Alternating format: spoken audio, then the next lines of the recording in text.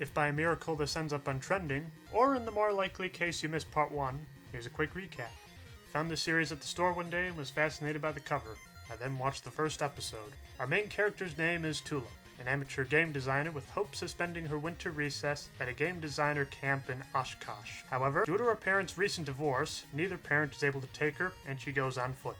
After several miles, she runs into a mysterious train with a car labeled Oshkosh. Here she finds that each car of this fantastic train is its own world with its own rules. Along the way, she meets an odd device called 1-1, which speaks in 2 different voices. This device is on a quest to find its mother, and goes along with Tulip for now.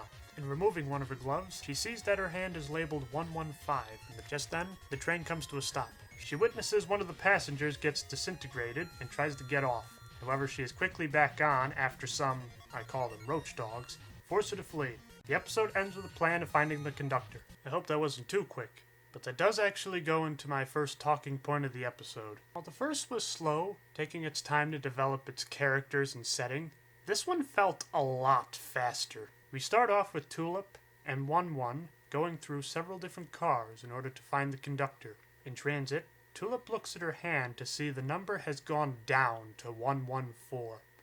According to 1-1, when the number reaches 0, you will die. After hearing this, she jumps into the next car to find a magnificent beach. She starts hearing voices and heads in that direction. What she finds is a cat trying to sell a donut maker to what can only be best described as a form of water named Randall. In making her pitch, the cat mentions that she knows the conductor, to which Tulip pretty much recaps the last episode, adding in the number counting down. In turn, the cat takes a look at the device and asks, "Is this donut hat your mother?" To which 1-1 questioningly says, "Yes." There is one more question. If she wears the hat, will she die? 1-1 then answers, "Sure, why not?" The cat writes the changing numbers off as the device being inconsistent, as just proven with those questions, then goes back to the matter of the conductor. The cat says she can reach the conductor on a shuttlecraft, if it were working. Being a cat, she has no way of being able to fix it without opposable thumbs. Tulip says she may be able to fix it, but even afterwards there is one stipulation. After fixing it, the cat would be losing out on more clientele, and she wants payment. Tulip offers money, but the cat would rather have 1-1 instead. After the inconsistency and inability to help with previous cars, Tulip reluctantly agrees.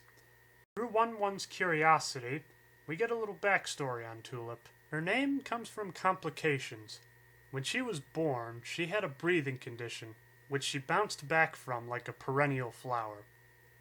I honestly had to look up what that meant. The basic idea is a perennial is a plant that dies in the fall and winter months, but keeps coming back again in the spring. According to the cat, a horseradish is one of them. 1-1 then gives her what he thinks is a tulip, but it's actually a daisy. That much I do know. The shuttlecraft is almost complete, except for one missing gear. Randall, the water form, knows where he can get one. In the ocean there is a sunken city. I love how Tulip and the cat have seen such weird stuff, they just shake the idea of this form parting the sea like the sun just coming up. In this city, they find a gear shop, as well as the gear they are looking for. The owner wants the daisy. This is a rather interesting scene. 1-1 talks up the flower as being a special gift, which only makes the shopkeeper want it more. This makes Tulip want to keep it, but at the same time, she wants to get out of there. To the dismay of 1-1, she trades the daisy for the gear. The gear is installed, and the shuttlecraft is ready. To this, Tulip says goodbye to 1-1 as the cat goes to the conductor. Before the journey began, the cat said it would take about 1 to 2 weeks to reach him, so Tulip has to wait there on the beach. There, Randall tries to sell the donut maker to Tulip, but she is not having it. Instead, he splits into several forms to create a marketing team. He says the motto for the company is always be there for each other. Through the conversations with the other Randalls, guilt starts to eat at Tulip until she realizes she made a horrible mistake. She then makes an exchange with Randall, the donut maker, for 1-1. The response to this really makes me question what the show is rated. Offhand, I'm assuming it's Y7. However, this is definitely a PG joke. Randall says, "Hop in my body," which she promptly does. Before getting 1-1, Tulip exchanges the daisy for some gum. Randall catches up and asks for 1-1 back, but the cat says no refunds and speeds off. This turns into a pretty intense chase sequence, as the shuttle not only moves faster and faster, but Randall also splits up into several pieces. Tulip comes up with the idea of having Randall getting into the craft and destroying the controls. The shuttlecraft is destroyed, but everyone is safe inside. Cat leaves a threat that she will regret this before Randall's shards scare the cat off. With 1-1 back, Tulip goes on forming a rather sincere apology. Usually when these types of scenes happen, you get the "I was wrong, you're right," or "I was wrong and stupid, do you forgive me?" sort of thing. But this one, Tulip can barely form the words and just ends up saying, "I'm sorry." To which 1-1 replies, "It's okay, Miss Tulip. I knew you could bounce back." This is then followed by the credits. I don't know about anybody else watching the series, but I really felt the 11-minute runtime with this one.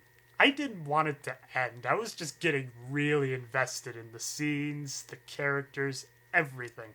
I wanted to see more. Once again, though, that is a sign of good writing, leaving the audience wanting more.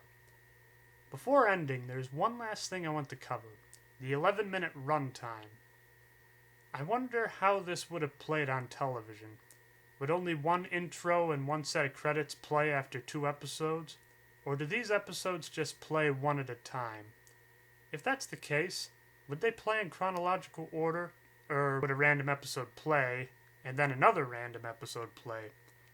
If anyone knows the answer, feel free to tell me. That will be all for now. Join me next time for the Corgi Car. After seeing how cats are in this universe, I'm going to guess that dogs would be more helpful.